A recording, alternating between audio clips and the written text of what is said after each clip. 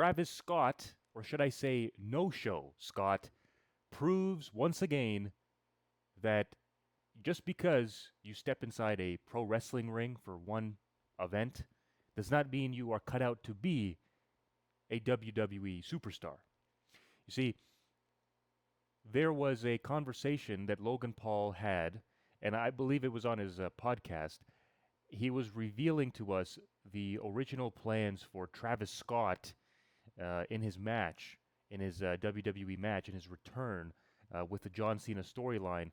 And this is very telling of how celebrities at first they view the business, and when they actually get into the ring, things take a turn, things take a change. It's actually it's very prominent amongst a lot of different people that have never stepped inside the ring. You know, whether it's singers, actors, even UFC fighters. There's a lot of different nuances in this business that people do not take into consideration, and they think that, well, I was out there one time, the crowd was electric, and it's a one-off feeling that they get, and they're like, well, it's going to feel like this all the time, until we see something like this come up. So, originally, Travis Scott, the less we speak about this man, the better.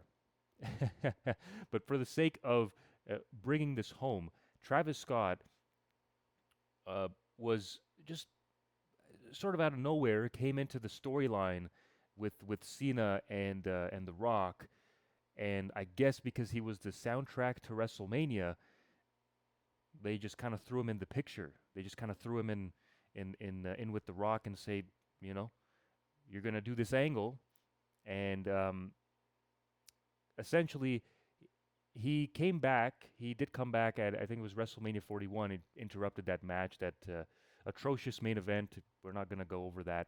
But plans were in place for to have Travis wrestle a 3-on-3 match. It was supposed to be Logan, it was supposed to be Cena, and Travis. And Scott didn't show up on the day of the announcement. So, and Logan suggested Scott realized how physically demanding wrestling is, and he backed out. Now, insiders like Paul Heyman, they did say that the deal fell apart, and Cena himself admitted he was the last to know about the storyline changes. There was a report saying that Cena, like Travis, was supposed to interfere in the match with Cody Rhodes at SummerSlam, and this was when Cena had already turned back to babyface, and Travis was going to confront him, and kind of be like, what are you doing? Like, you're supposed to be, on our side. You're with The Rock, and you're with us, and you're with our team. And Cena was supposed to go against that. Like, he was supposed to take Scott. He was supposed to beat him up. I think there was a spot they were supposed to do, like, outside the ring. Put him through the announce table, something of that nature. And again, he didn't show up to that either. Now, the bigger picture here is wrestling, people take it for granted. For the longest time, celebrities that come into this business think that it's not something that takes a lot of effort. I mean, we saw Bad Bunny come in.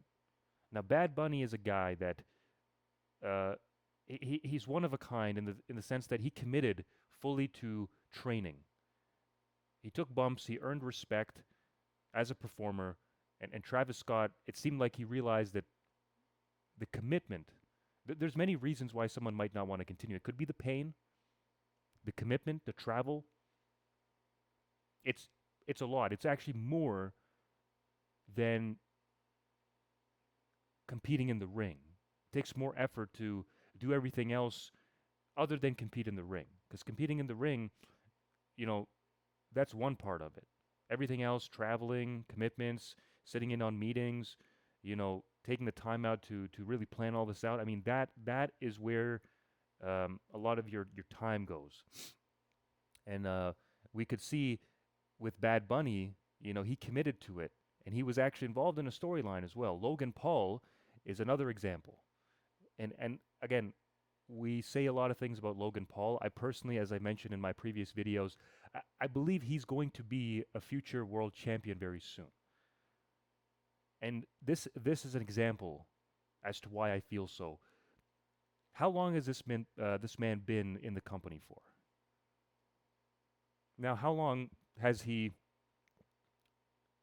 stayed on top? He's continuously gotten heat from the crowd. He's continuously performed match after match. This guy doesn't have a bad match. So it tells me that someone like Logan Paul understands what it takes to become an attraction in this business more than just a one-off appearance, right? So that's the first part of this, that you can't take this lightly. But here's the other part to this. WWE is so heavily invested in bringing in outsiders that the celebrity involvement, it just starts to get to a point where, like, these guys come up and they're instantly, like Travis Scott, for example, instantly thrown right into like the main event scene with The Rock and Cena. Instantly. You have a group of young talent that they're chomping at the bit, like they're working so hard and they never get their break. They never get their shot. I mean, how long has Carmelo Hayes been on the roster? And just now, he's finally getting his moment to shine. If you watch him back in NXT, he was a superstar.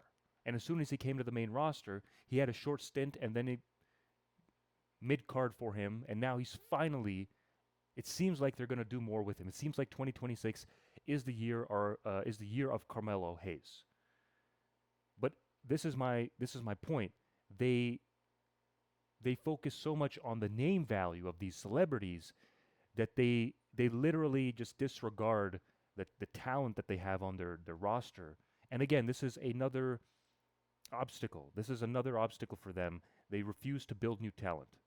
What they choose to rely on is name value, shock value. Bring in some of the older guys, bring in some of these celebrities, and we'll put on a show with them.